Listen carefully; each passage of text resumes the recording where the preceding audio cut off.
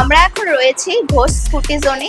এটি হলো মাটিগাড়া খাপড়াল মোড় কার্শিয়াং রোডে। এখানে ফ্লিটো কোম্পানির সমস্ত রকমের ইলেকট্রিক স্কুটি পাওয়া যাচ্ছে। তো আপনারা যদি এখান থেকে কোনো রকম স্কুটার নিতে ইচ্ছা হয় তাহলে অবশ্যই এখানে যোগাযোগ করতে পারেন। এখানকার স্কুটার শুধুমাত্র রয়েছে 49,000 থেকে স্টার্টিং। আমাদের এখানকার ওয়েস মডেল রয়েছে মিনি লাইট। এটার স্টার্টিং প্রাইস রয়েছে 49,000।